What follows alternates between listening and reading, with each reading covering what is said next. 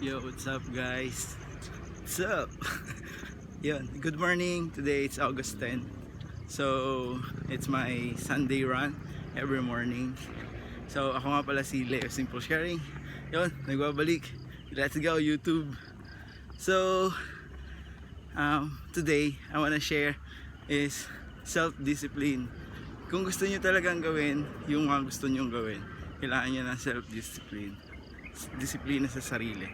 So kung gusto niyo tumakbo, na-inspire kayong tumakbo, you need to wake up early. And you set a time or alarm clock, kasi yun ang ginagawa ko. So, and hanap kayo ng location or ng area or ng road na safe, wala masyadong sakyan, and yung security nyo, like yung kalimitan sa mga park, yung mga pinag-aanahan talaga, pinagja-joggingan. So kung kaya nyo na mag-jogging sa mga area na malalayo, yun, go, push yourself to do something na hindi nyo pa nagagawa. Ayun muna for this clip. Biruin mo yun, 1 minute na agad. Let's go, let's run. Hey, wait kayo tumago. Hey.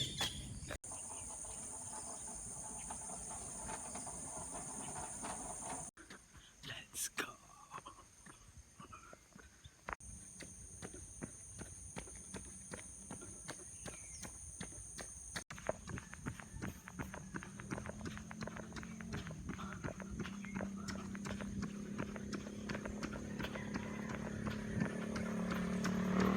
So yun, let's go. I'm planning to run in Milo run event here sa Lucena City. Hindi pa ako nakapag-register and hindi pa rin ako nakakapag fill up ng form.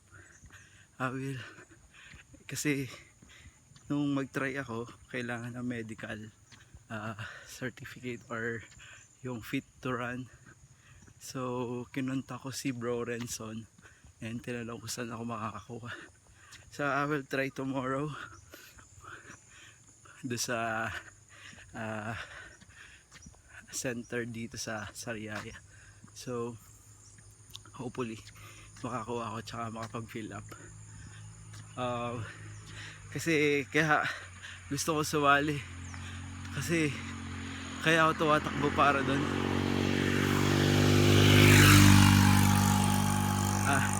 Lahat na preparation and training ko wala pa sarili, kasi pinag-isipan ko mabuti kung sasali ako doon.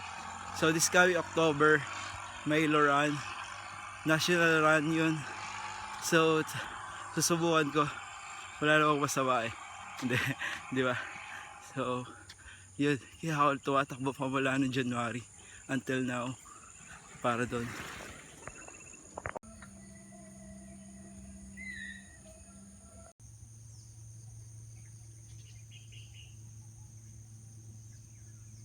So another advice, advice. No, I just want to share yung self-discipline, lalo na sa pagkain. So yung mga iniinom, ang kinakain natin. So usually I don't drink alcohol, hindi ako nagyoyosi. Iniwasan ko lang mga soft drinks, mga street foods. So matagal na siya, since 2016 and 2014. So hindi ako nagkakape, hindi ako nagsosoft drinks na yung mga kikiam, fishball, mga bituka na manok. Yeah. So iniwasan natin yan. So yun, kailangan natin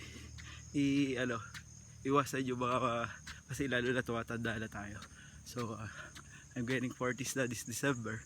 So iwas na ako sa mga ganong pagkain. Dang, let's go. Yeah, ito yung spot ko pag tapos na ako sa run. So I used to top here. Natap ako dito 3 times. 1, 2, 3. Dito sa kabila.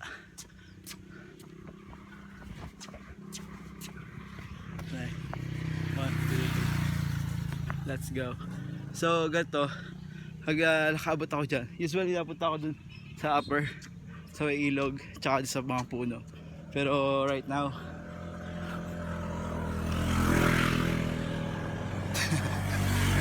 may nag-vlog. Ayun po to. Ay, naka-record din ako. So, pag nag-top na ako doon 6 times, pababala tayo. So, ayan na yung bundok Banahaw. So, kanina habang tumatakbo, gusto ko magpunta doon sa mga puno. Pero hindi.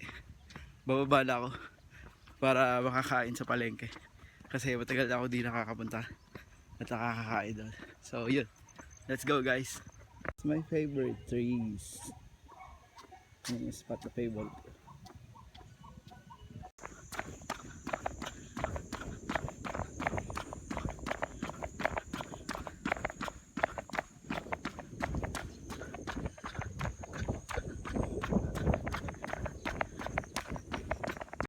So, yan. Narito na tayo sa downtown. Sa Sariaya. So, I run 18 kilometer.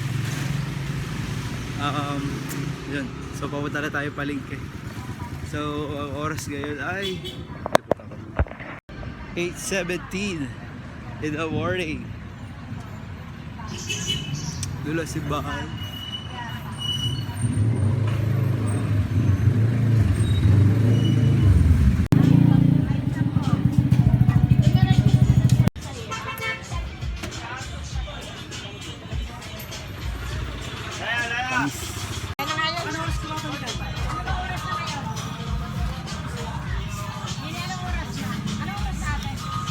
Like, 8:30 po.